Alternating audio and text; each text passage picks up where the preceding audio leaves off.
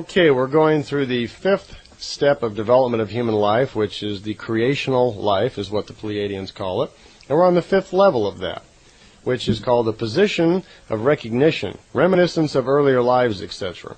So here they're talking about, not only understanding that there is a previous life and so forth, but you would have cognition of them, that your force of spirit is strong enough now that you can actually move in time more or less and see them, feel them, and understand them well enough. You would be able then, for instance, when a new person is being born and coming into life, through the force of your spirit, you could get in touch with that newborn spirit that's just come in to the woman and find out who it was, and even help that spirit when it's first born to understand itself in its own path of evolution. Wouldn't that be something? I mean, we're all born into life and we stumble around. We're, depending on what environment we're born into, we're taught all sorts of unusual beliefs and sort of things. And most of us wind up at being about 20 years old, really confused about what is life and what we're supposed to do. Well, depending on the society you live in, you're channeled into some area. You'll be a businessman, or you'll be a nurse, or you'll be a housewife, or a cowboy, whatever it is. And depending on what country you grow up in, you're taught that life is this, or it's this, or it's this. But most of us at some point in our life, our curiosity gets the best of us, and we want to know other things. We've got other questions. And like myself, I'm sure many of you have worn out a passport or two, traveling around the world looking for a few answers. I know myself, I've done China, and I've gone through that in Kyoto, Japan. I've been through Egypt and studied that old technology just out of interest. And perhaps there's something in my earlier lives which have led me to those areas to look for things. I'm not sure. But it's pretty fascinating how we really, go look for some connections. We try to find ourselves in the life and figure out what our purpose is, figure out why we're here. Many people really would like to understand just what they're supposed to be doing with themselves this life. Well, if we had someone at this level, at this development of level around, they could probably, help us find it. Even at our level of development, which for most of us is, far less than this, that we're learning through mild self-hypnosis and so forth to try to get in touch with ourselves a little bit more. And many people are learning to meditate, to get into themselves and find some of the answers. And they're paying more attention to dreams that come to us at night and looking for, logical reasons why we're doing what we're doing. Okay, the sixth level of creational life is called a king of wisdom, an Ishwish. Now, in the tapes earlier, I was telling you that in the old Lyrian language, Ishwish meant king of wisdom. And this is a person who is still in the physical world, but has almost total and complete knowledge. He is a king of the wisdom of life. And this is where that comes into play and where that word came from. In our tapes, we were talking about Ptah being an Ishwish, Sannyasi's father who ran the Great Spacer. He was an Ishwish. So he's living through the many lifetimes, the several hundred or maybe even thousands of lifetimes at that level of physical development where he is really rounding out his total knowledge of life and has total understanding of all of nature's and spirit's force as well as the logic of creation. The seventh level of creational life is cognition of spiritual peace at the universal love and the creational harmony.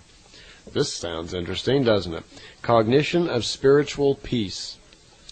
In other words, this being has become so developed, has such total understanding and connection through his spirit to creation himself, that he's living in spiritual peace.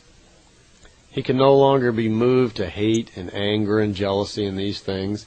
His knowledge is far too great. He's a person of great wisdom that lives with a thorough knowledge and understanding of what life is all about and has complete cognition and awareness of creation and his connection to it. Must be a very peaceful, content state to be in. Also of the universal love, of the great universal love force that creation has for all beings, no matter what they may be doing that day. This is an important lesson for all of us, and many of us are learning now that just because someone doesn't look the way we like or act the way we like, we can still stand back and see them as a spiritual person, as a spirit form on their path. And you look at that person and it's almost humorous, and you you think, well, he's not doing anything that I would be doing. But you're not prejudiced. You pose no value judgments. You just see an individual as a spirit form on their path, doing what they think is right for them on their own path of discovery. You're not threatened by them. There's no feeling of competition. You just look at them as another spirit form and go, all right, I'm with you. Send them a little of your own life force. Send them a little telepathic nudge that you care about them, that you love them, and you don't want anything from them. Give everybody their space to be themselves. Because as you're seeing now, we're all on our own path. As we go through all these steps of life that we're talking about, development of life, millions of years are going by. And each one of us is on a different path, a different level of discovery and learning. We're all looking for information that we need so we can crunch it with all of our little mechanics, with our subconscious mind, make our little logic, and feed our spirit what it needs at that time. We're all still making mistakes and learning. So look at someone else, and when you see them, don't look at them like, oh, gee, he's fat, or she's not this, or she's too tall, or I don't like the way they talk, or oh, gee, he's an Arab, or she's black, or whatever. It's nonsense. That's strictly a material viewpoint. You're looking at someone with strictly material eyes and with a material mind. It's time we all started looking at each other using our spirit and seeing each other as spirits, all as beautiful, loving spirits on our own path, needing our own space. And we can help each other. You know, that's what it's really all about. When we quit looking at each other as material objects that we need something from, or we're prejudiced about, or we're competing with, or we're angry with, or we disapprove, when we can get past that, when we can see each other as spiritual beings, all of us are in creation. We're all created to the same universal love of creation. When we can see that, then peace actually will come to earth, and we will all be living in a more peaceful state. And that's where creational harmony comes from, because I'm quite sure at the creational level, the creational source that's actually controlling and providing the life force itself to all living things in the universe, it's unconditional. You don't have to pay a price every day for the life force that's within you. You know, we're beginning to be able to measure that there is a life force, some sort of energy source inside the body that makes all this matter, actually animates it, makes it work. You know, that spark of life that's within us. Well, you don't have to pay a fee for that. There's no tariff. It's unconditional. You are given that creational life force by creation itself to live your physical life. And nothing is asked in return. How unconditional can you get? Well, the sixth stage of development of human life is what's called the spiritual life. Okay? The first level of that is the acknowledgement and realization of the spiritual peace, the universal love, and the creational harmony. Well, acknowledgement of it.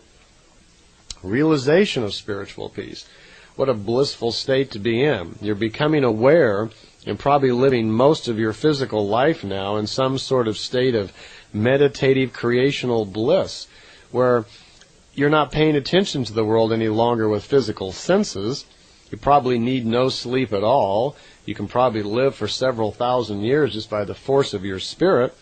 And for the most part, you spend most of your time so connected to creation through the force of your spirit that you view the world entirely that way. The second level of development of the spiritual life is living in pure spiritual forms. At this level, you have almost no need for the material senses. They're probably beginning to even shut down, where you no longer need ears to hear. You can sense with your spirit. You don't need eyes to perceive things. The force of your spirit is probably so strong you can project it anywhere and see what you want. You don't need to smell. You're not going to hit anything. You're not going to walk around because you can probably float or project your essence, your spiritual force to wherever you like. The third level of spiritual life is spiritual creations.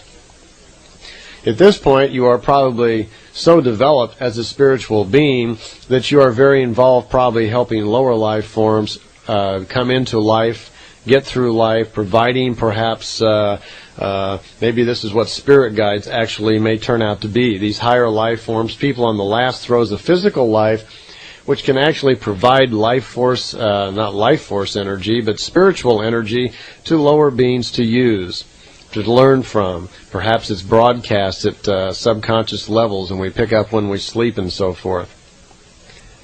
The fourth level of spiritual life is disembodiment of the spirit from organical matter. We are now at a point where the things that our spirit needs to evolve can no longer be obtained through material senses. There's no longer the necessity or the need for your material senses because they cannot gather things that are of any use to us. Things that we now need to continue our evolution will only be will only be possible through the use of our thoughts, of our thinking, of our spirit. Our spiritual conscious and our spiritual subconscious are now taking over. We no longer need the body. If we no longer need the body, we no longer need the death cycle, which means we no longer need our senses. At this point, the death cycle will stop. And we move into the fifth level of spiritual life, which is the first spiritual existence. That means you move into a state of existence which will last for thousands of years, perhaps tens of thousands of years, where there is no longer a death cycle, where the body, you are still in a physical body, but it's fading, where you would be so less dense, so light in weight, that at some point someone could put their hand right through you. At first you would still be able to be seen as a physical form, but your features would be getting, less distinct all the time. Your body then has so little density to it, you probably weigh a pound and then practically nothing. But there's no more need for the death cycle, that stops. The sixth level of spiritual life is the final spiritual existence. The final spiritual existence would be a point where your spiritual energy has existed then for tens of thousands of years, has ultimately come together in connection with other spiritual forces, other spirit forms, and created what is commonly called collective consciousness. At that point, that collective consciousness, or high level of life, which Billy calls the Patali level, or even the Arahat Athrasata level, which, by the way, is 7 different levels. Arahat Athrasata is a combination of 7 spirit forms together at one time. That's a collective consciousness. Patali level is even higher. At that point, there is no awareness, and has not been for tens of thousands of years. There is no awareness of the material body or senses any longer. Such does not exist. You are almost totally out of the coarse matter being and now becoming a fine matter being. Okay? The 7th level of spiritual life is passover into creation. There is a point at which the being then becomes so developed. We've been moving towards perfection all of these billions of years, and now we are almost to it. We have got to the point where wisdom and knowledge is so great. We now have such knowledge of creation, we are beginning to participate in the actual workings of creation.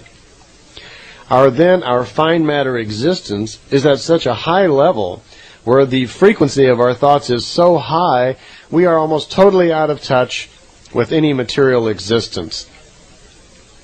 The things that we do then, I can hardly imagine, would certainly be at the level more of just the control of creation itself and nothing to do with day-to-day life cycles. The 7th step of development of human life is called creation's life. And this basically is just the twilight sleep. At this point, the human and spiritual consciousness has merged together with the creational force that created the universe to begin with, and then is taking part in the actual workings of the creation. And at the time that the creation pulls back together and goes into its twilight sleep, at that point, our consciousness, our spiritual self then, is part of the next creation, which creates the next universe, which then goes on to create 6 more and eventually evolves into being an entire universe. So the function of ourselves, our individuals at this point, is to slowly evolve through all of our material existences, 5 levels of physical existence, working into the 6th level of light body existence, finally ending up with creation itself. All the way along, we're providing knowledge, wisdom, and strength to the creation in our own small way. Each one of us is participating and adding some little bit piece along with that. And ultimately, we wind up being part of creation's life. And this, in the old times, is where the concept of that we are all gods came from. And I hear that phrase returning today, It's in many of the really old teachings, and they talk about the self and the one being at one with the creation or the gods or whatever. Remember also, as we talked about gods on the Emmanuel tape, gods are actually another way of describing what an Ishwish is. An Ishwish, a king of wisdom, is a being who still exists in the physical, but has almost complete knowledge of nature and spiritual and creative logic and laws.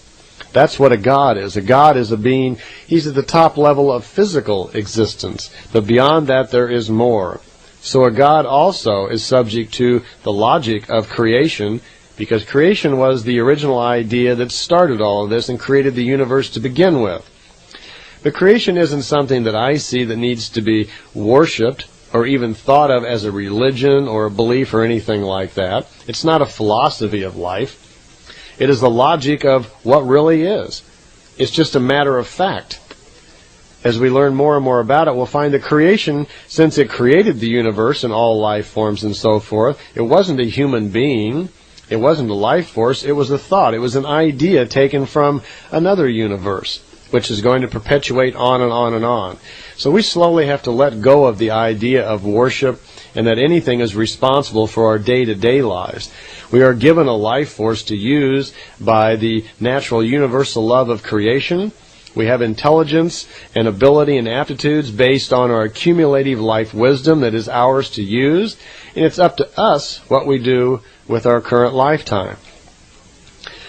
You can say we're 100% responsible for our own life, but when you live in a society and an environment like the one on Earth right now, are we really? I mean, there is so much of life which is dictated to us. There is so much of life that is forced upon us, where you're going to live, how you're going to think, what you're going to react to, how you're going to dress. There are so many things in life that are pushed upon us that we really don't have too many choices. So we are at a point of development where it's very difficult for the individual, once he even decides to lead a more spiritual life, it's very difficult. For one thing, you can't live in a major area, a major city, and consciously think that you're going to have very much spiritual growth. Because one of the first things you find out when you start developing yourself more spiritually is that we're all tuned into each other. That there is some form of kind of form of thoughts that move among all people. And when you start tying into that, you find out that it's very unhealthy to be around large centers, i.e., for instance, like Los Angeles.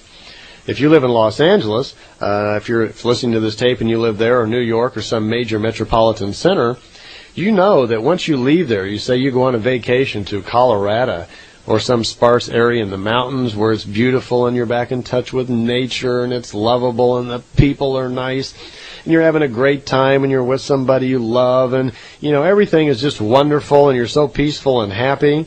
Well, that's the natural state. That's the way it's supposed to be. It's in that environment, in that state of mind, where you can actually start growing spiritually because you're living more as a spiritual person. But when you get back on that plane and vacation is over and you go back to your major metropolitan, smog-infested city full of hate, anger, prejudice, and everything else going on, you have to defend yourself against all of that. As soon as you get back, it's like, there's this big heavy weight comes crashing on you because not only do you have to react differently to people on a freeway than you do to a reindeer in a forest, but your spiritual self has to start defending itself once again from this heavy mass of concentrated energy that's being created by these millions of people that are unhappy in this major metropolitan area. So if you take spiritual growth, seriously, you can read and study and so forth in a major metropolitan area, but if you really want to get serious about it, you're going to have to get out of town. You're going to have to move into an area where it's possible to live with nature, where you can actually live as a spiritual person, because the laws of the society of our country are certainly not in line with the laws or logic of creation, or even with nature. So in the city, we burn up everything, we cover it with concrete. We're certainly not living with any respect with nature at all. So if you want to be a spiritual person and develop somewhat in those areas, you got to get back out into nature and live with it.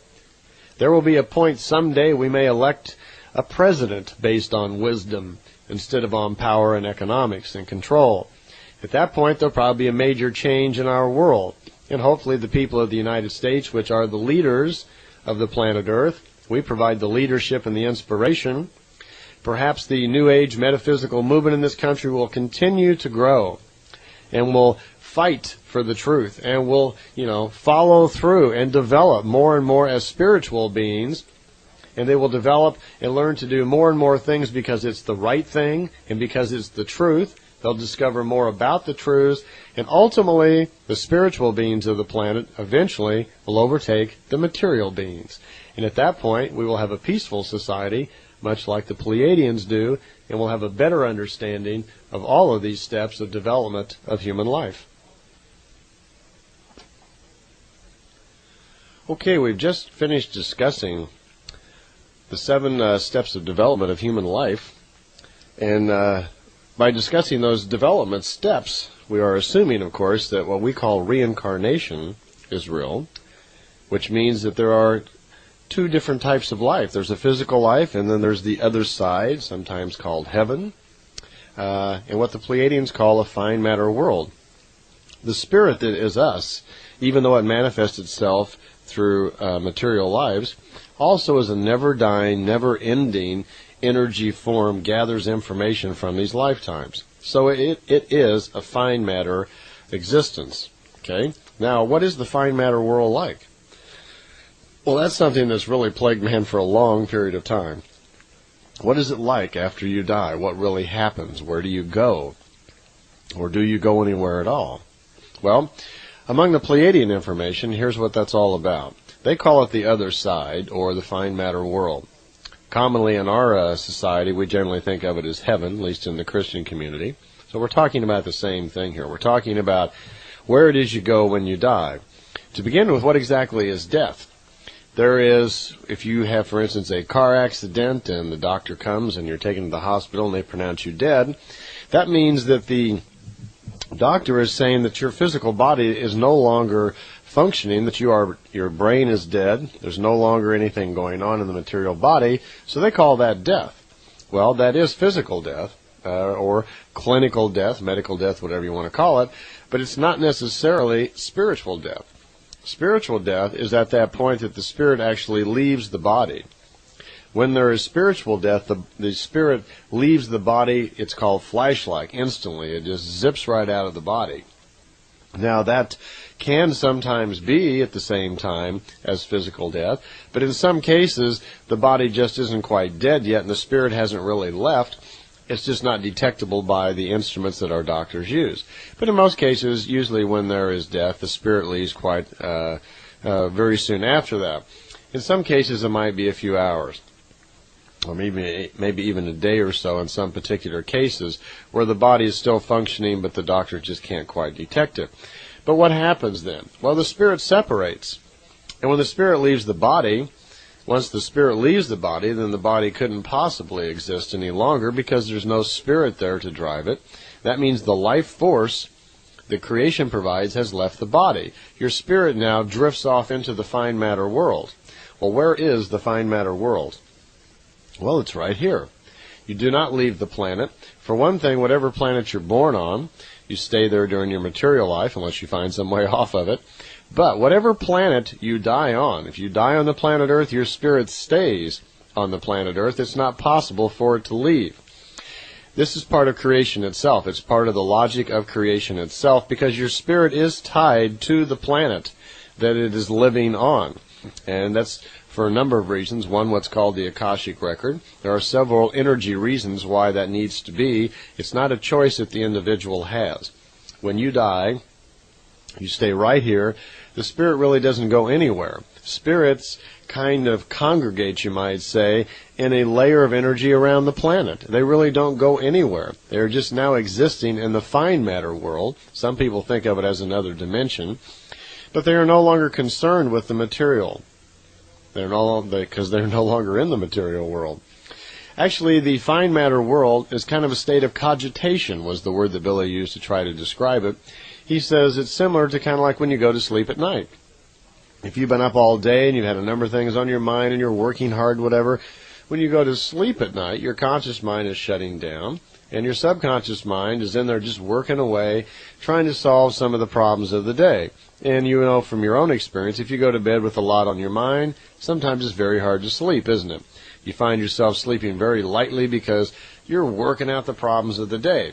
Well, when you die and pass over into the fine matter world, one thing, the material body is now gone. There's no more senses, so you're not gathering any new information. So it's kind of a state of cogitation like sleep is. Your spiritual mind then, your spiritual self then, is kind of finishing up or cogitating all the things that has happened to it during its lifetime. It's similar to kind of like what a sleep state that's going on. One comment was, and they didn't clarify this too much, they said that there are several stages that the spirit will go through before it returns again to the material life. So it's suggesting that there could be some different levels of growth. Okay, there is awareness on the other side. The spirit, once it's on the other side, it is possible to contact it. It is possible to make some sort of communication, but it's not recommended or suggested. The Pleiadians say, for one thing, try to remember that once the spirit leaves this world and goes into the fine matter world, it's not learning anything new. It's not experiencing life at this point. It's in just kind of a sleep or a cogitating state. So it doesn't know any more than it did when it was here. And it has little or no memory probably of any actual experiences at that point. What it has is the wisdom that's taken forward, because the spirit itself does not accumulate memory experiences. It accumulates wisdom from experience. That's what it takes with it. So if you wanted to contact a spirit on the other side, although it is possible, don't expect to find any profound any information or anything, because they don't know any more now than when they left. Interesting enough is that it's really not very simple to contact the other side. For one reason, they don't really have any interest in the material, because at the moment you're not real interested in being on the other side, are you? You're not interested in getting in the fine matter world. You're trying to stay alive. Well, when you're in the fine matter world, apparently there's not really much interest in the material world either, because you're not in material form. You've left your body behind. You're now a fine matter energy again. It was explained that in order to get in contact with the other side, though it is possible, but it's necessarily to know what are called keys or symbol language. That in order to communicate with them is very difficult, and that most of the times when mediums or psychics, whatever, believe that they are in contact with the other side, they really are not. Really what they're doing is picking up telepathically images and memories and so forth out of the individual's mind that they're talking to. For instance, if you were to go to a psychic and say, gee, I would like to get in touch with my great-uncle Harry, can you do it? And the psychic says, well, let's try a seance and let's see if we can get in touch with Uncle Harry. And she may believe that she is whatever, but she's not. Because what she's actually doing is she's telepathically picking up information from you out of your mind about Uncle Harry. And then you're fascinated that suddenly that she knows what Uncle Harry looks like or what Uncle Harry says. And she may remark something that you'll say, oh, gee, that's just how Uncle Harry talked, or that's what he always said. So you think that somehow that they're in touch with Uncle Harry when they're not. To begin with, Uncle Harry in the fine matter world probably doesn't give a hill of beans about being in contact with anybody. And if he actually felt something telepathic from a psychic, probably wouldn't even respond or do anything about it. The other comment was that occasionally people do make contact with spirits, even trying to trap them, get their voices on tape.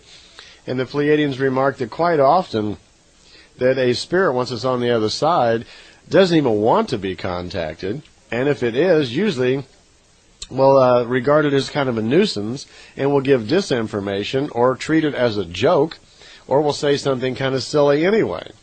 So it's not really recommended. The other view was the fact that since the spirit is in the fine matter world on purpose in order to sleep and cogitate and kind of, recuperate a little bit from the material life, that it's not a good idea to even disturb the spirit. They don't. On a Pleiadian world, it's considered just not a good idea to even disturb the spirits, and they don't do it. They just leave them alone. Well, this leads us into the next topic of kind of interest, which is reincarnation. By the way, the word reincarnation and incarnation are the same thing. They both come from Greek words, and they mean exactly the same. Now, let's say the spirit has been on the fine matter side of the world for a period of time, and it's time to come back. Well, how do we know, or how does the spirit know when it is time to come back? Well, there are a few determining factors that determine when a spirit can come back. To begin with, when you're in the fine matter world on the other side, there is no time. You are no longer in the coarse matter world, which is affected by the time impulses, the wave of energy that we call time that moves through. It only affects the coarse matter world. So when you are in the fine matter world, there is no feeling of time. There's no sensation of it. A spirit could stay on the fine matter side for thousands of years and really not be aware of it.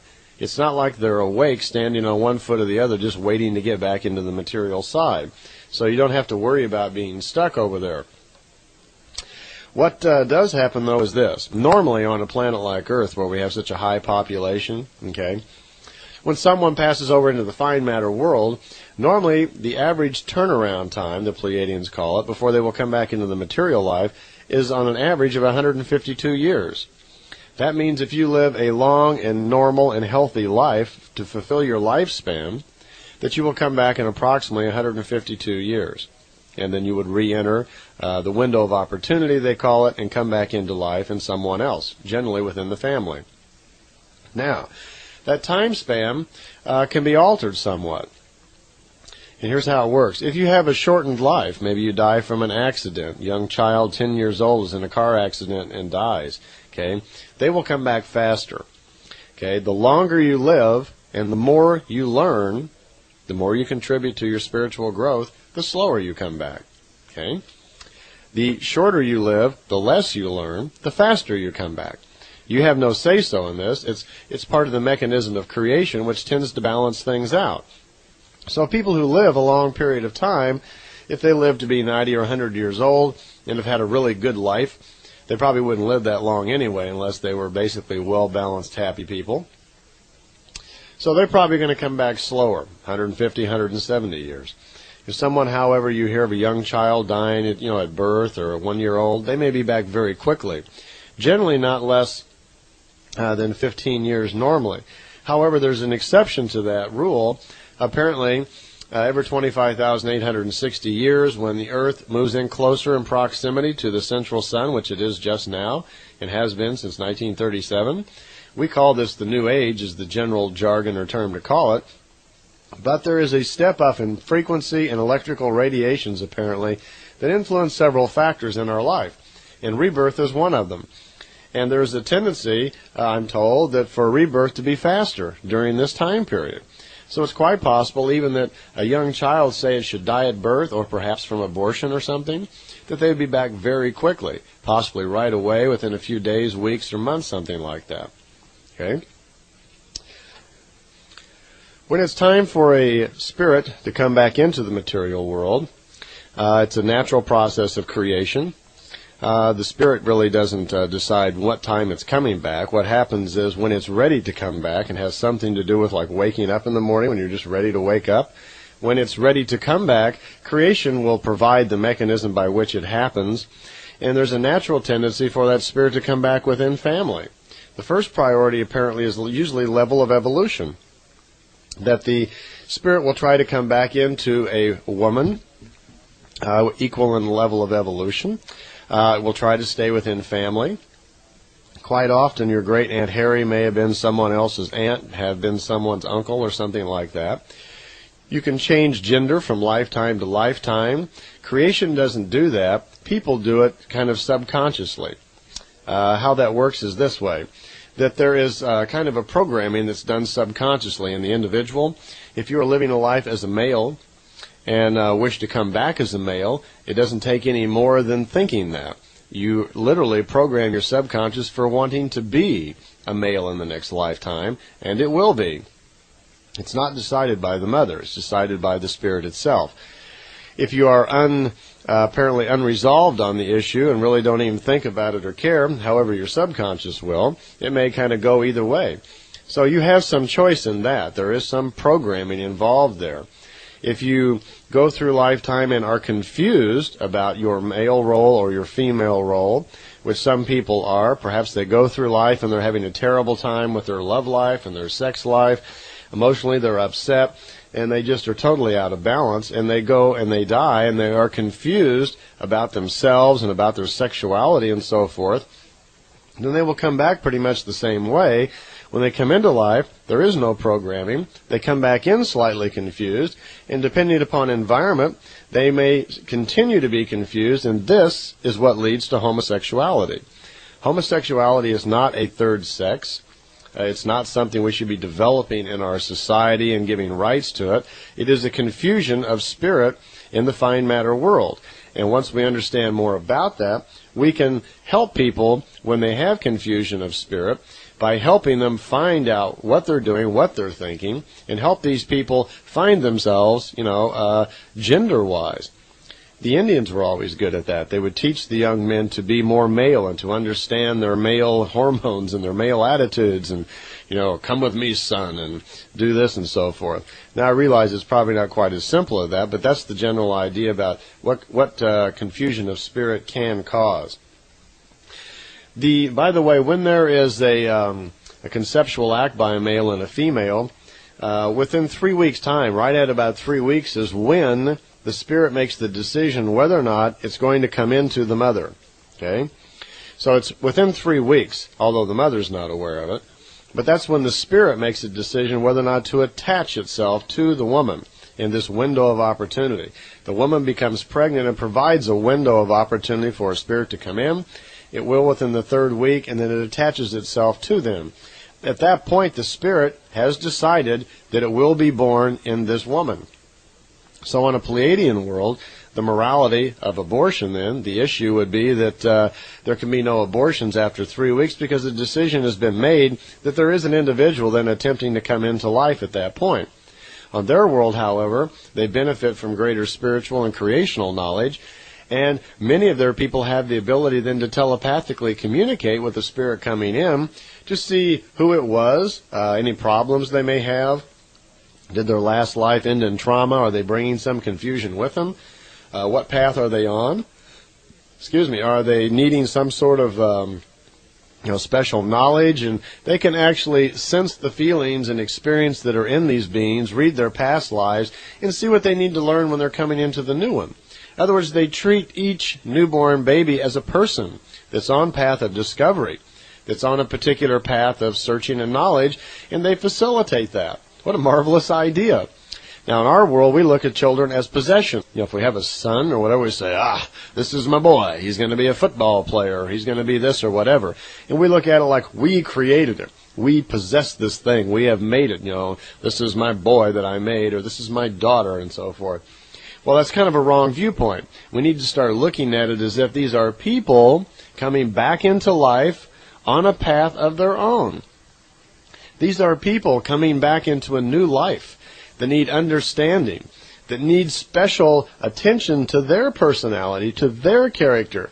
We're not supposed to mold them into our shape. They're on their own path of discovery and knowledge. They're working on their own evolution. They're not working on our evolution. They're not here to serve our needs, to bolster our ego or whatever. They are not a model of us. We get confused by that because quite commonly they look like us. See, the man and the woman provide much of the information that goes into actually creating the body. The spirit itself, when it comes along, provides certain information, generally just in the face. If you could see pictures of yourself, say for the previous lifetimes, you'd find that right across the middle of the face, where the eyes and the nose and the ears in that area are very similar. That face, that look in the eyes in there seems to be, for some reason, the spirit itself dictates how that looks. But the rest of the body is, of course, dictated mostly by the factors from the mom and the dad. So when the baby comes in, or the person comes in, it makes the decision at the 3rd week. It's in there then developing. Just a little aside here on dealing with the reincarnation. I know this is a subject that, we don't have a lot of nuts and bolts scientific information about this yet. We are not developed yet enough in spirit that we really know very much about it. We're just kind of, we're in the belief stages here. However, there has been some marvelous work done by some English people in studies in India where there's been young children come in and at a very early age, when they're able to talk and so forth, still have vivid memory of a past life. And there's been a lot of studies on this. It's very fascinating, where these young children, maybe say they're 5 years old, they'll be born, and they will describe a lifetime in the room that they were in, what their parents looked like, where they lived, everything about it. They'll have vivid memory of it, which is amazing. And these investigators will go track it down, and they'll find that these kids somehow knew everything. They were exactly right. So somehow they came back, and quite commonly it was very fast. Generally, it was a very quick turnaround. So there is some much better information than we had before, leading to this idea of reincarnation and reinforcing the idea that it actually does exist. As we become more and more developed in the use of our spirit, it will become more obvious to us individually that it is true, because more and more you will have the ability to actually see your own past lives and the futures that you're creating for yourself, and you'll know yourself that it's real. Couple of things, we're talking about birth here and so forth, and there's a few ideas that the Pleiadians had about, and Billy had asked some questions about that I thought were kind of interesting that I want to run over. When a spirit comes into a mother, there are several things that go on here, and some of these things have to do with the chromosomes, the DNA and genes that are intermixed going on here, because we have a father contributing, we have a mother contributing, and then we have a spirit coming in. So there's three people all taking part here in the creation of this new material person, of this new persona, this new personality that's being formed. Because at this point, the spirit that's coming in is not a personality. Okay, it doesn't have a name. It doesn't think of itself as a name. It is an energy force that is moving into a new material life, helping to create a new material life. And it carries forward with it wisdom from previous lives, but it's not bringing necessarily memory, and it does not bring persona. A child is not born thinking that my name is Larry, this, that, and the other. Although there is some strong indication that children like to name themselves. And then on a Pleiadian world, for instance, the mother will telepathically try to make communication with the child to see what it wants to be called, its first name. Because the first name of an individual in a Pleiadian world is, like we talked about earlier, indicates their knowledge and level of evolution and the wisdom. Something about the individual. Names have meaning. And there are many people you may have run into that don't like their name and prefer to call themselves something else. Where a parent will go through a book, they get in a store and they'll look through all the names and they'll name their child something they think is really great. And of course the child had no say-so in the matter at all. And it might be a name that feels wrong, just doesn't apply to that person at all, and doesn't make any sense. How many people do you know that don't use their real given name? An awful lot of people use a name that's slightly different. For instance, even myself, my name is not Randy Winters. I was born James Randolph Winters. Randolph was my middle name. I've never used James. I've never used Jim. I've never even heard anybody call me that, except for a brief period for a couple of months when I tried it out once. I had moved, got a new job, new friends, and I told everybody my name was Jim. I was already about 25 years old, and I thought I'd try to see what it felt like. It felt so odd, so left-handed, I just didn't feel right at all being called Jim. And so I dropped it. I grew up always being called JR or Randy. And I never used the name James. And my family, for some reason, even though they named me James, they never called me James either. Even when I was a baby, I was little Randy and little JR. Okay. Well, dealing with genes and wisdom and intellect and so forth, there's a few comments here I thought you might find kind of interesting. One thing that Billy asked a question about chromosomes and so forth and how they affect people, and the Pleiadians mentioned that normally human beings have the same number of chromosome pairs within them. Chromosomes carry the information for character, for the form of the body, and the sex of the individual. Now, the sex of the individual information is going to be given to that chromosome by the spirit when it comes in. The chromosomes are the essential carriers of the genes, which influence the chromosomes and cause them normal or abnormal switching and so forth. Age is a gene-conditioned factor, they're saying here. And that the brain and the spirit then use the genes, in other words, to do certain things. They give information to the cells to regulate life for the regeneration and disintegration of the cells. Genes are not connected to intelligence because this is caused by spiritual evolution.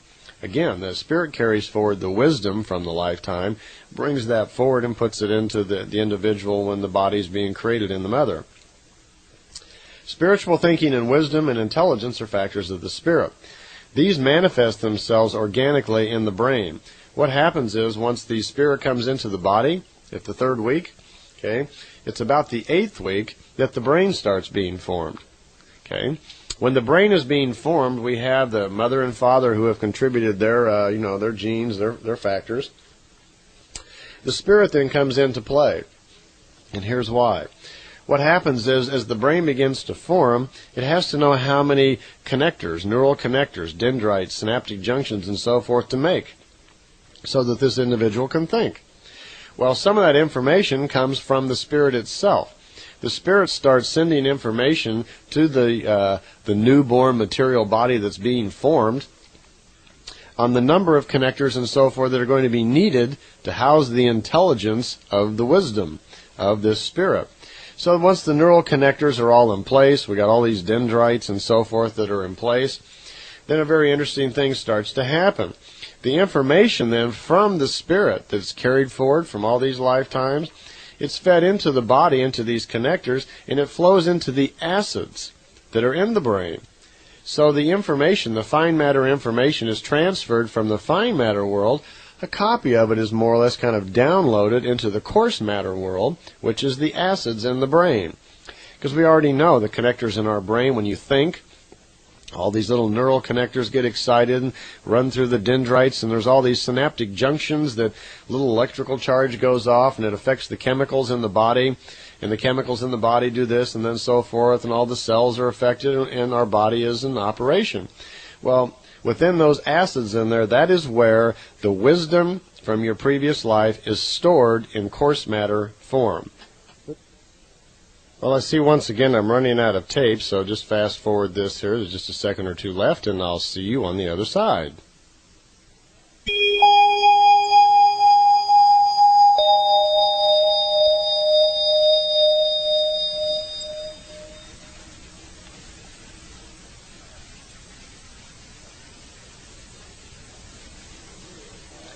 Okay, we're back, and when we ended up on the other side, we were discussing how wisdom from your spirit gets into your body when you're born. And we were just talking about how once your brain is being formed, it receives information from the spirit, telling it the number of connectors to create so it can be housed. And once all the connectors are made and so forth, the information from the wisdom from your spirit flows then into the acids in your brain, making a coarse matter copy then of the knowledge that's in your fine matter spirit.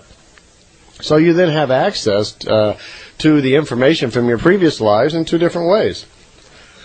You can access it then through your spirit in the fine matter self, or you can access it through the acids, which is what we do normally. So your material body then has been provided with a copy, so to speak, of all of your wisdom. This is where your intelligence comes from. Actually, it's where your aptitudes and your abilities would start stemming from, because you have information to draw on.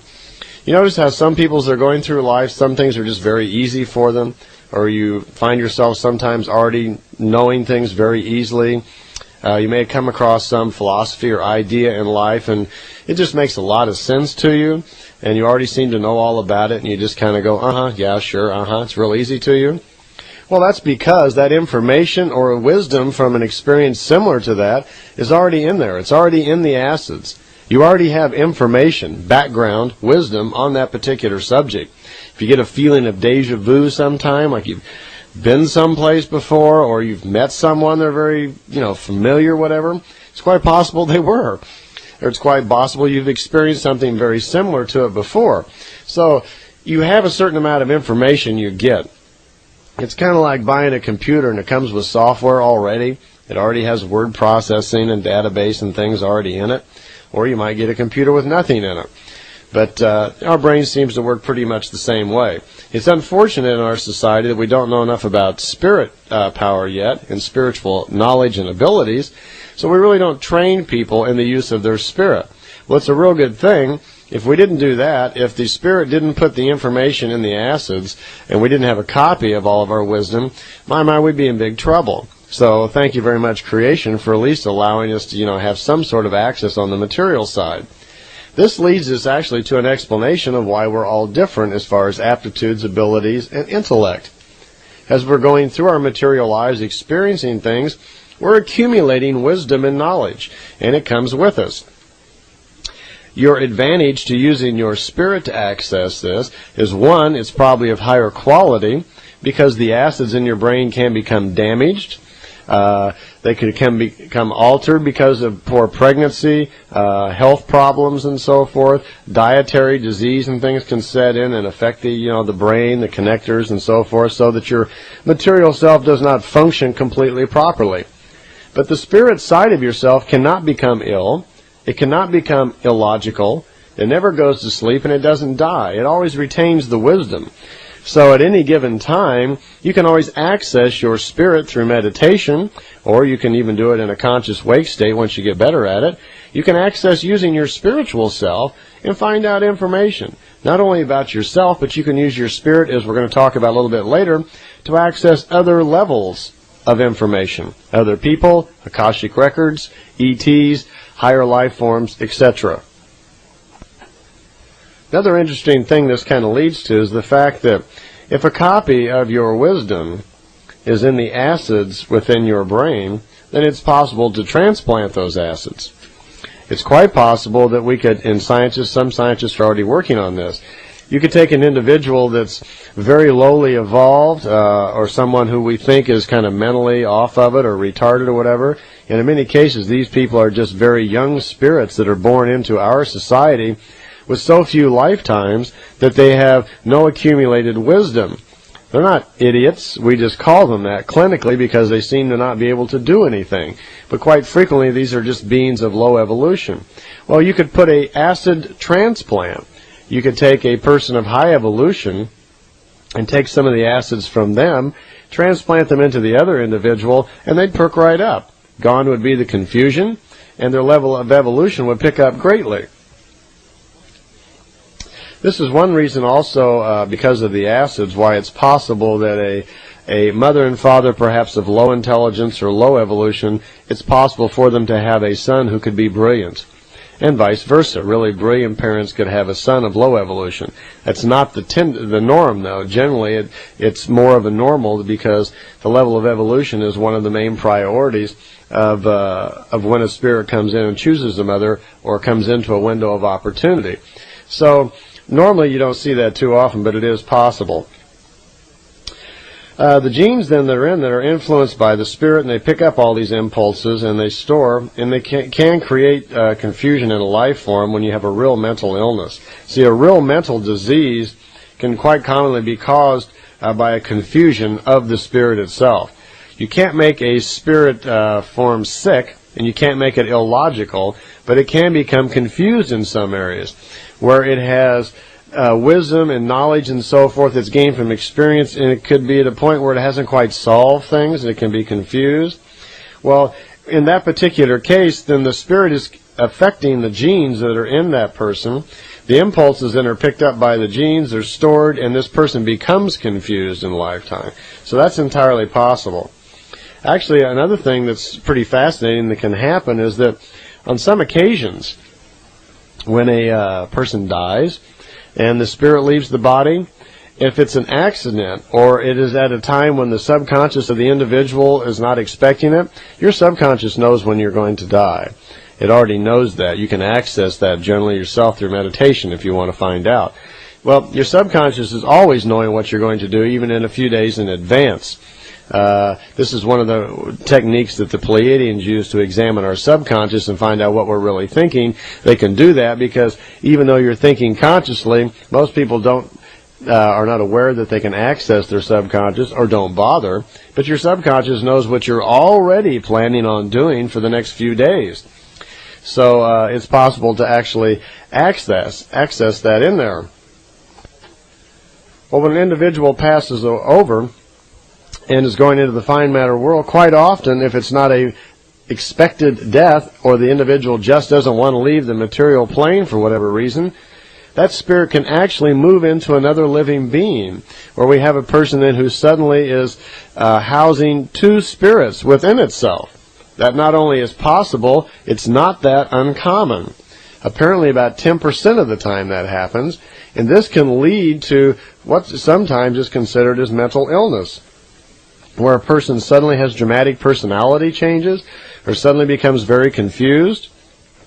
I can tell you I'm quite aware that some very well-established clinical psychologists have stumbled across this accidentally, where people have come to them quite confused with apparent mental illness and they can't figure out what it is. And through hypnosis, they've been able to find out that there is another personality inside of this individual. And during hypnosis, the psychologist has been able to talk to that other individual, that other spirit which has moved into this person, and convince them that they have died, because they don't know where they are. And convince them that they have died, and it's okay for them to move on, to let go, and go on into the other side. That they are confusing the person that they are in a wrong body, that it is unnatural, and to move on, go on and fulfill yourself with your own evolution. They will. The person will come out of hypnosis. The spirit will leave instantly because it has the ability, once it just gives up hanging on to the material, it slips off into the fine matter side, and the person almost instantly then is relieved of its confusion. There are documented cases of this, hundreds of them, by several clinical psychologists. So it's not just an oddball theory, it's actually really happening. Okay, we've been talking an awful lot here about our spiritual side and our material side, and we've been talking and figuring out about how we go through life cycles. We go through 7 steps of development of human life. So, and all of this is following the logic of the creation.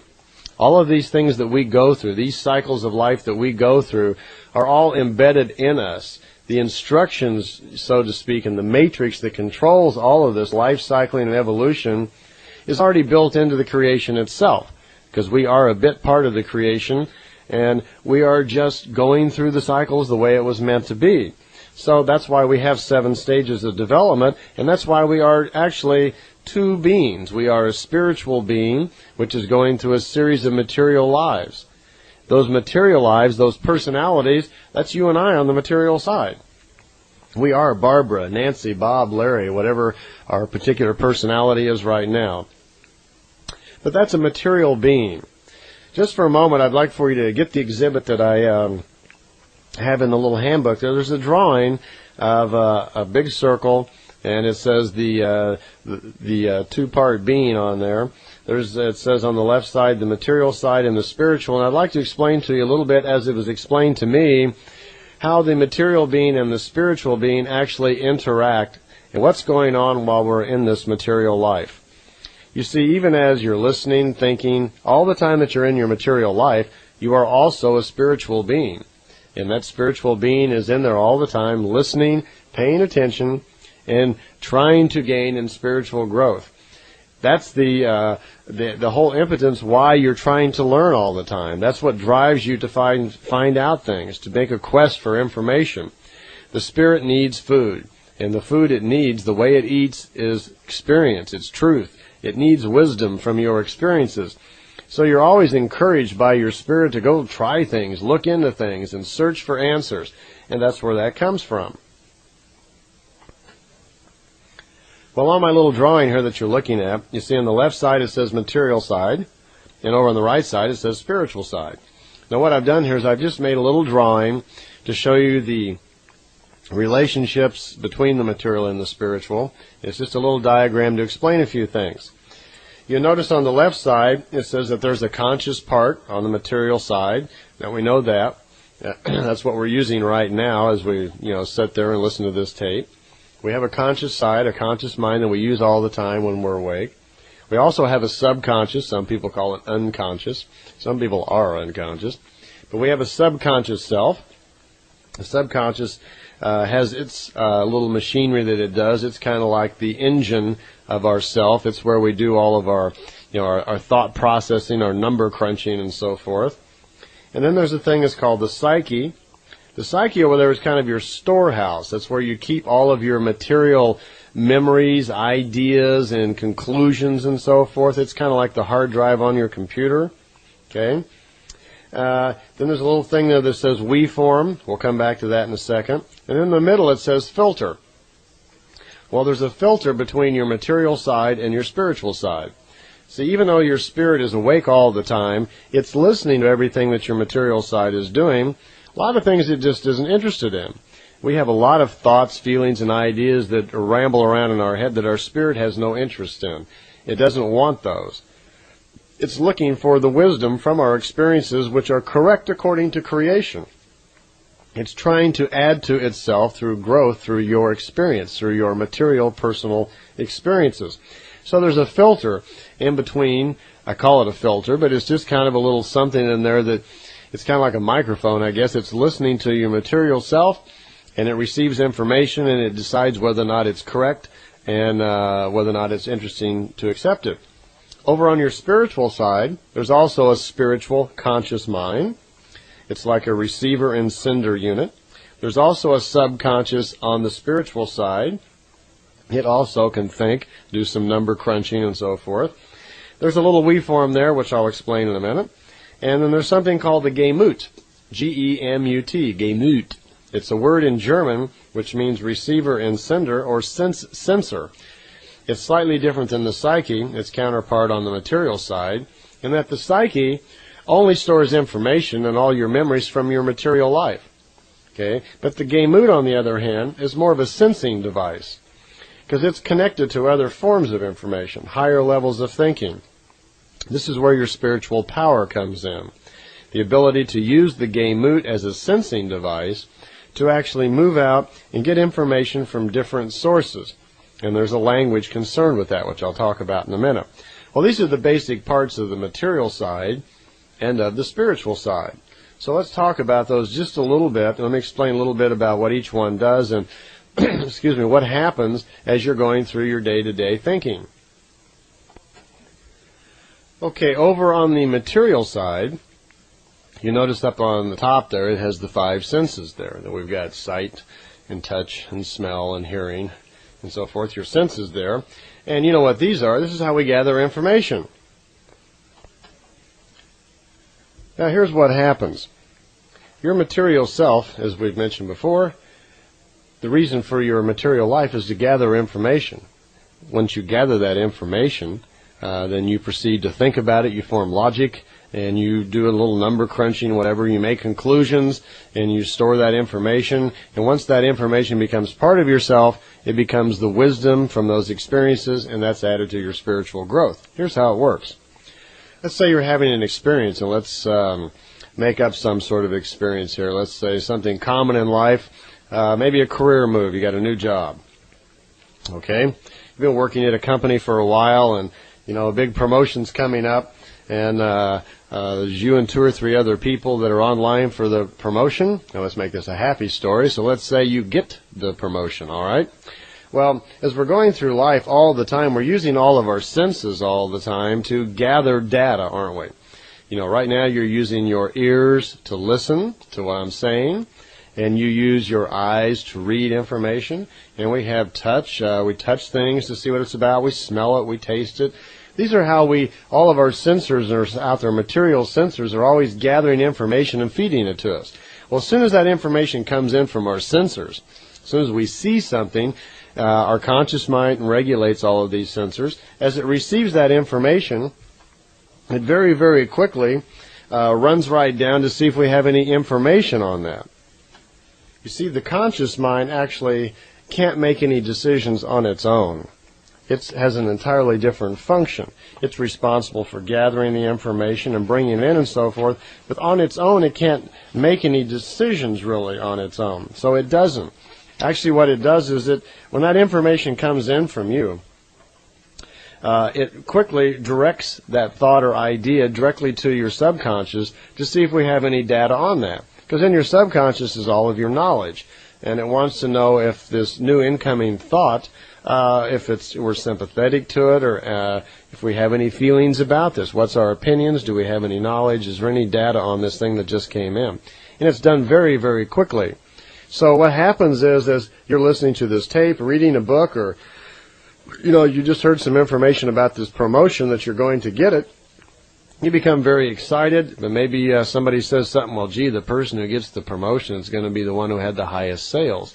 And you're quickly thinking, oh, sales. Your mind flashes off into running back over all of your sales numbers to see if you're, think you might be eligible. Well, as soon as you heard that information about the sales, your ears picked it up and went through your conscious mind turns around immediately. And in an instant, in a flash, it runs to your subconscious to get any data, to see what we think about that, and then comes back and gives a feeling or an insight about any data we have on that, and then you react. You react like, oh, good, I'm okay, or gee, that's bad, or gee, I better look that over, or, you weighing one word against the other, whatever you have to do. It gets that information from the subconscious. So, because the conscious mind on its own really doesn't do anything at all.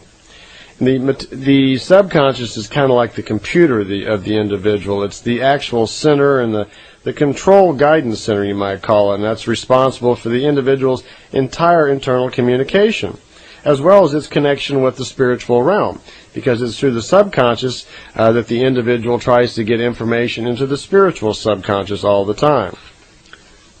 Well, it's also responsible for person-to-person contact. If you want to, get in touch with someone else telepathically through feelings and guidance and so forth. And that's where that little thing called the we form comes in. But now when our person here is up for a promotion, he's using his senses and so forth to gather information, and it comes in, it goes down to the subconscious to see if we have any data, if we have any known facts on that, and then it flashlight right back up to the conscious mind, so the conscious mind can actually react. That's how the system actually works. The psyche, on the other hand, which is down at the bottom down there, that the psyche itself, it just does feelings and thinkings. It's kind of like that's the area, actually, it's the factors of thinking, feeling. It processes an individual's, your disposition, your morality. And that's the type of things that are down there. So, we want to be careful what we feed that. Well, what happens is every time you are making decisions, and let's say now this guy gets the promotion, and it leads him into new information, but what's he done now? He's experienced a promotion in life, and because of that, he learned new things about himself. He met new people, and his life changed a little bit now because of these new leadership qualities that were put upon him. He had new things that new problems he had to work with. He was exposed to new challenges in life by virtue of this promotion. So he had some new things in life to conquer, to learn, and to do, and it changed him. Have you ever seen someone, maybe when they get a promotion, their attitude changes a little bit? Leadership sets well with them. It brings out a different part of that individual, and they change a little bit. It becomes part of that person. Well, when something becomes part of you, when you've had an experience that becomes part of yourself and changes the way you are, then you've gained some wisdom. Those are the kind of experiences that your spirit is interested in, because that's the kind of information that your spirit collects. So what would happen is these experiences, these new ideas and wisdom and so forth that you get, this wisdom from all of that, will go through that filter, that sensing device there in the middle, and that will go over and be stored over in your spiritual subconscious then and become part of your continuing knowledge. That sensor in the middle also is kind of a buffer between the conscious mind and the subconscious mind, because the subconscious mind does not like to be bothered all the time with with the type of information that's irrelevant or frivolous. If you have some fleeting thought or whatever which really doesn't have anything to do or you're not serious about, the subconscious doesn't want to bother. The sensor will bounce it back, and the subconscious really isn't bothered at all. So that's the process. Then we have this little thing called the we form there in the middle. The we form actually is what many of us think of as telepathy. What the we form is, it's a sensor. It's a sensing device, much like your other senses, but it works a little bit differently.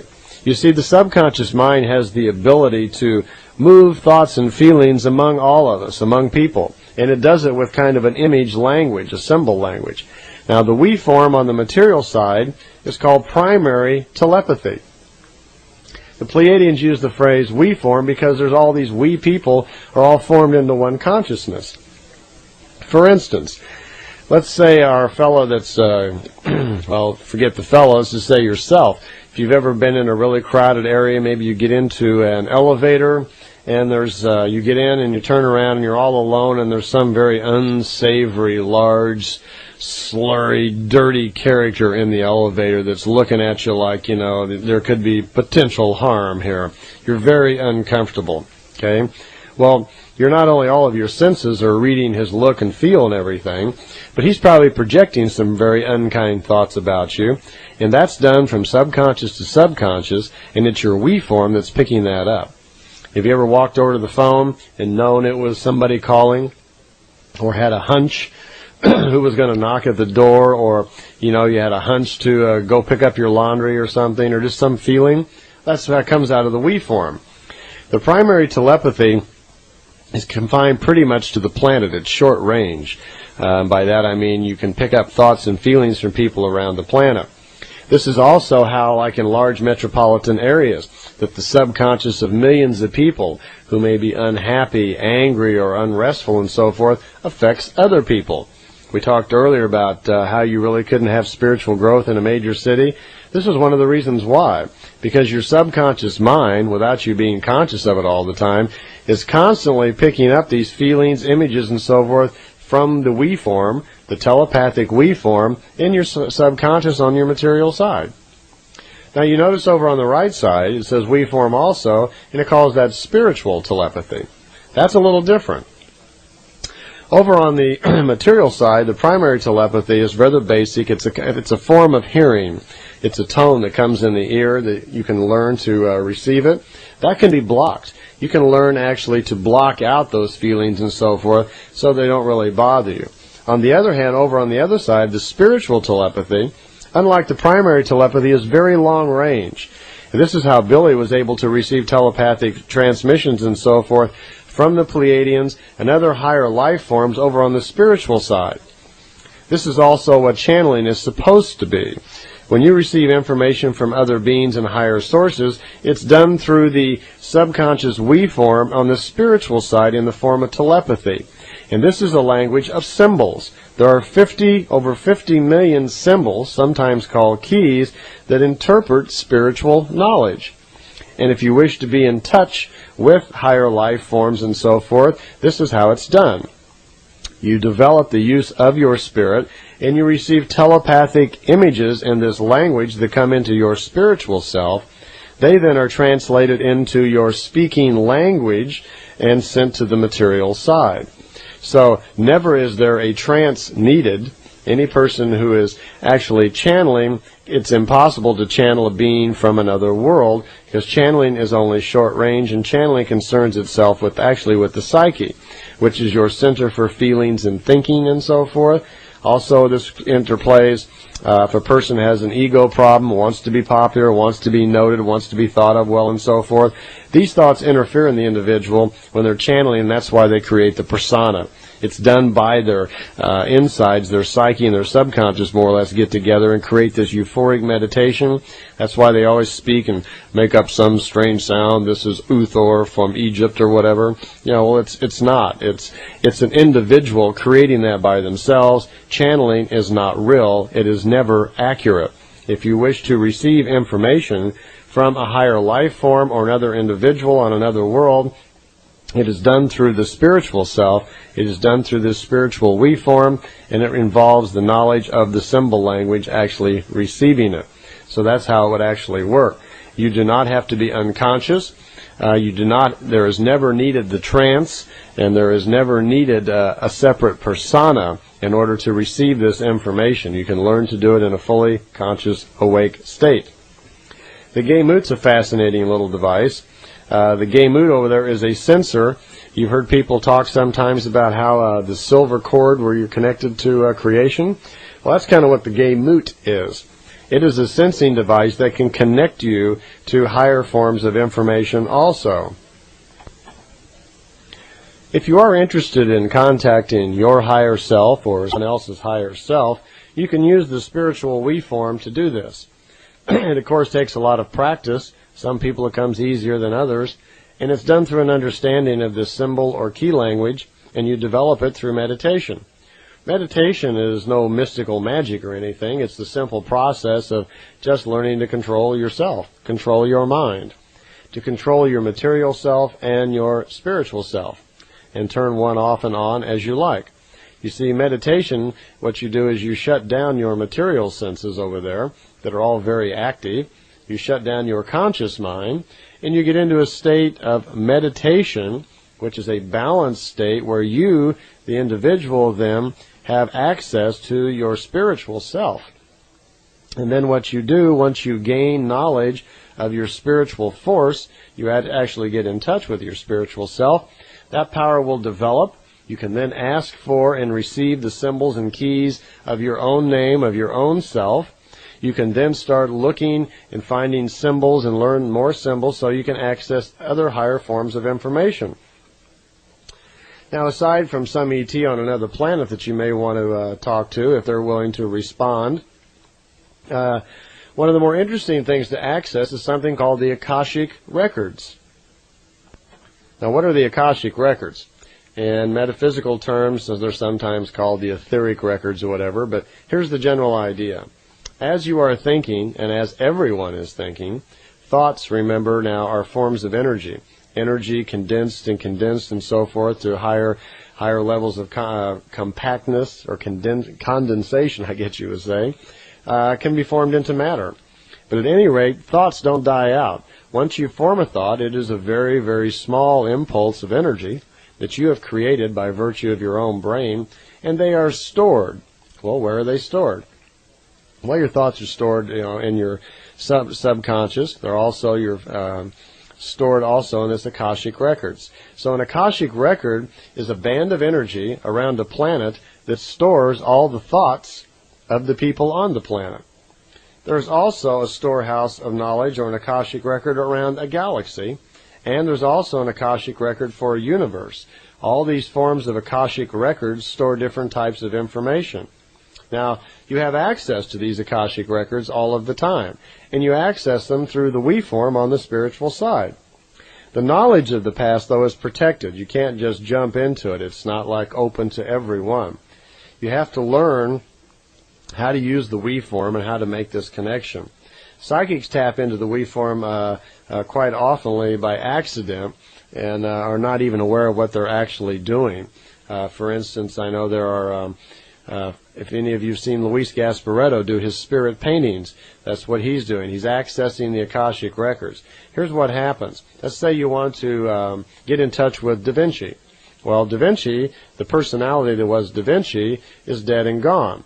He is reincarnated now as somebody else, and there's been maybe 1 or 2 lifetimes since then. So Da Vinci himself is gone.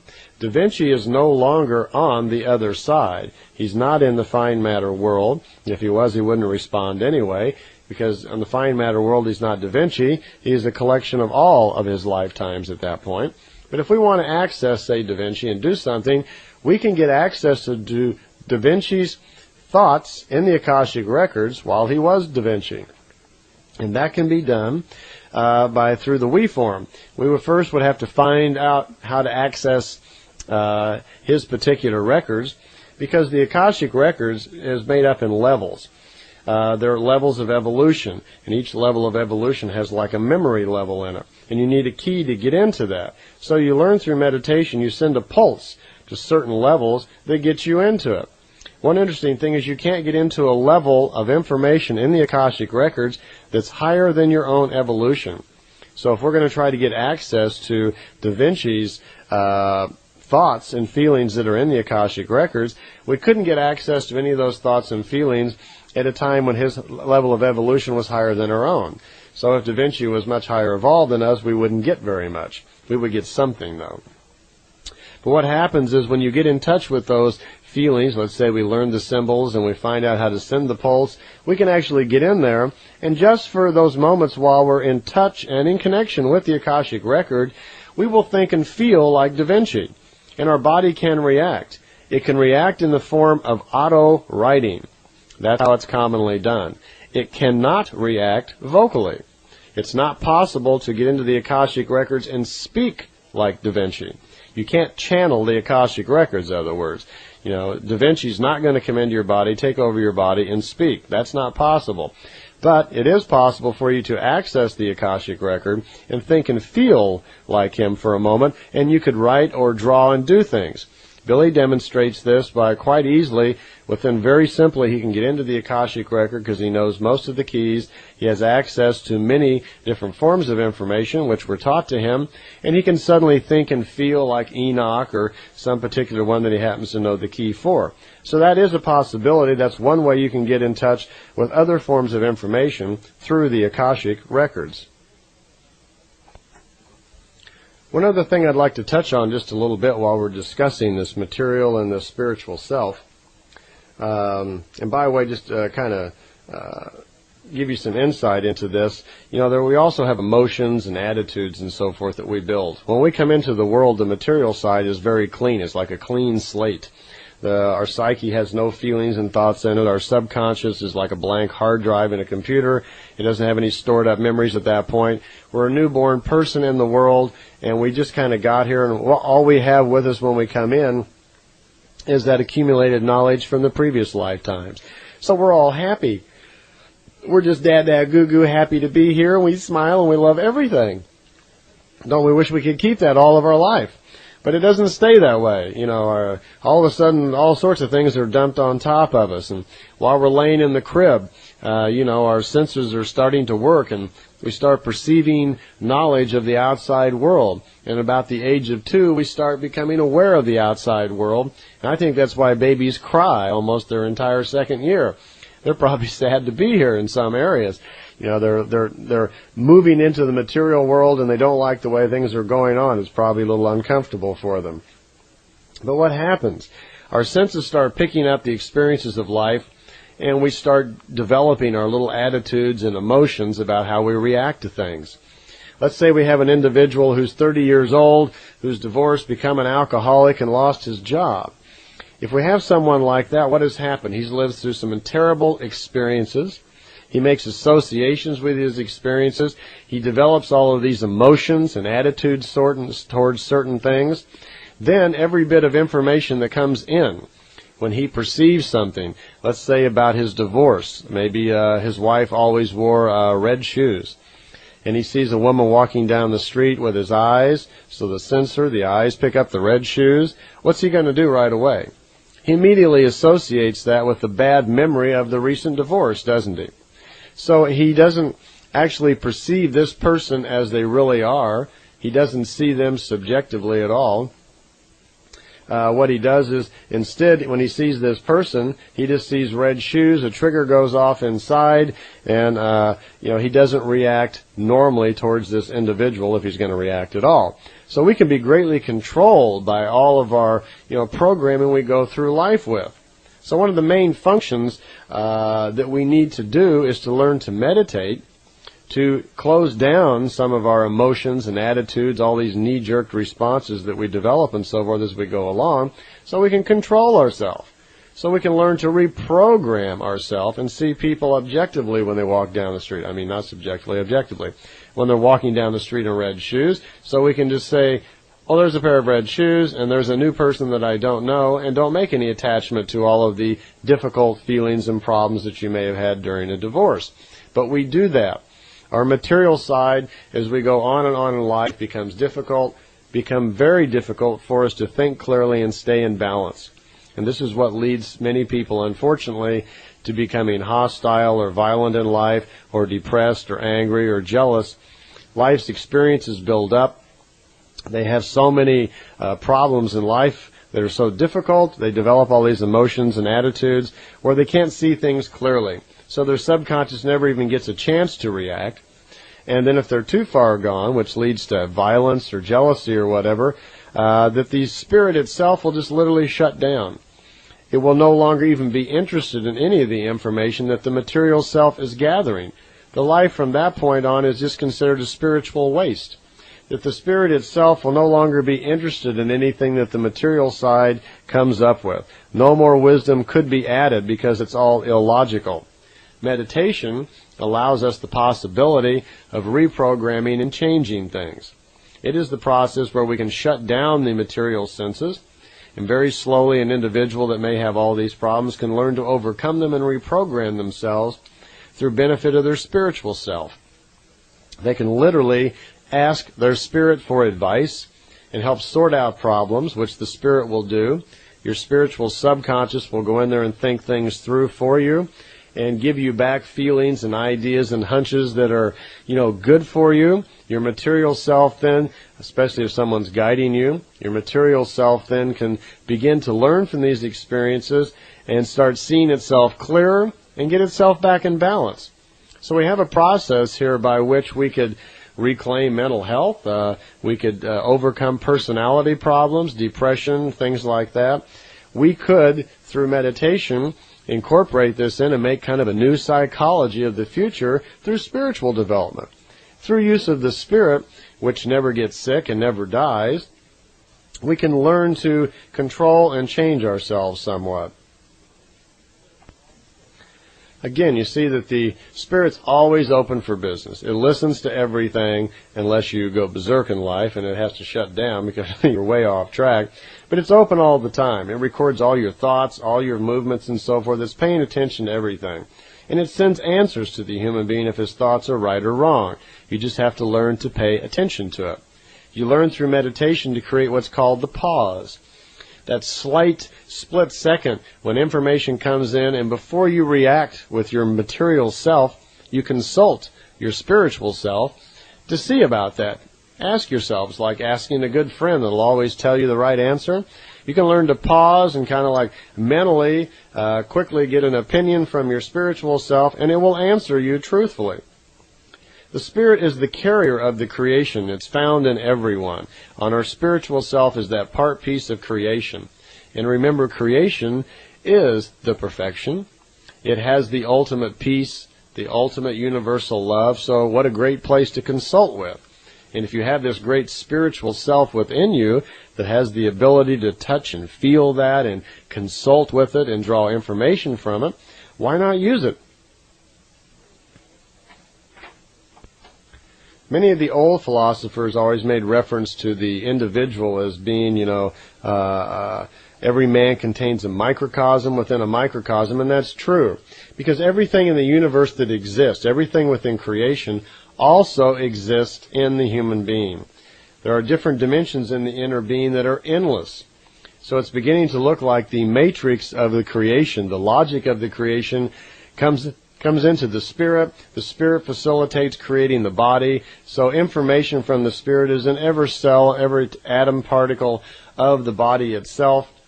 And these get smaller and smaller all the time. So there's kind of like microcosm within microcosm. There's a copy of your creation.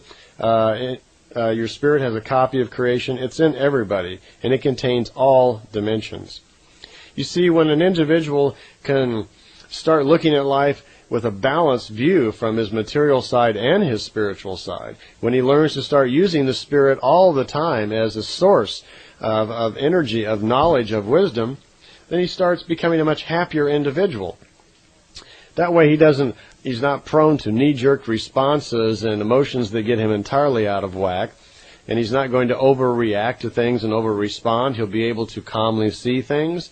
He'll be able to always refer to his spiritual self for knowledge. The nice part, too, is that he'll just be a lot happier. An individual who lives, by the creational logic, who uses his spiritual self and is always seeking to get closer to creation, will find that he is somehow just luckier, and he has kind of spiritual poise. See, luck belongs to the inner being. It's an inseparable mark of the existence of the spirit within you. When you are close to that spiritual self, it just naturally happens. There's a force that rises up in you. The material body may continue to age. It gets older and the material body changes, but the spirit itself doesn't age like that. Even though you may be 50, 70, 80 years old materially, where the body is starting to deteriorate, the spiritual self has not aged. It still remains young and healthy and vibrant inside in there. So you can even use your spiritual self to facilitate looking better and living longer. At least while you're alive, your material self will be happier, more fulfilled, and you'll have a healthier life. Once an individual recognizes his spirit, he becomes to become more powerful, and doubts and things like that in depression just vanish away. If you even try it yourself after listening to this tape and start making some efforts in meditation, we have a tape on meditation in this kit also. If you listen to that and start practicing that, you'll find just with a few simple exercises and practicing, you'll get in touch with your spirit. You'll be able to use it a little bit and find that there's an exhilarating feeling in calling upon your spirit and doing something for the right reasons and finding that it's actually in there and making that connection with creation. It's exhilarating. The world will look different. Instantly you feel better about life. Any fears about death just vanish right away. And there's this wisdom that comes into you that there's a calmness with it, a peace with it that makes you feel really good. And it's kind of like an inner light that comes with you. See, wisdom and spirit, they're two factors, but they really result in just basically the same thing, because your spirit contains all of that wisdom. A person who knows and can feel the creation once that happens develops an inner peace and assurance. He can defend himself against any kind of silly thoughts or strange feelings because of the power that grows within you. The way you do it is you deliberate on the truth. Wisdom and knowledge of creation, it affects your feelings and changes an individual's thinking. The more his intelligence, the more you direct your intelligence to the quest of knowledge about the creation, the more forceful becomes your personality and the easier your life actually becomes. First, all it's necessary to do is learn the spirit intellectual mode of thinking, and then you recognize how right it actually is, how it actually works, how you can actually get in touch with the creation itself through your spirit. When you have your first successes through meditation, then you move forward by very large leaps and bounds because you know you're onto something. You get excited and there's this enlargement of the spiritual self. There's this inner power. You start feeling much luckier. Things just get easier. It just happens for someone. And you begin to understand that it's good to be 100% responsible for yourself. You develop this feeling of confidence and assuredness that only comes from the knowledge of your own personal power, your own spirit. Your development then is free from fear and anxiety. Those things no longer bother you at all. So you would no longer have any doubts or fears about death. They just vanish, and you can keep constantly in touch with this feeling about universal love and the great feelings that you can get by constantly knowing that creation is there. It's a great strength. Okay, I can see we're running out of tape again, so it's time to stop this part. We have two more important tapes, meditation and psyche, which lead in more into the mechanics of things, so I'll meet you over there.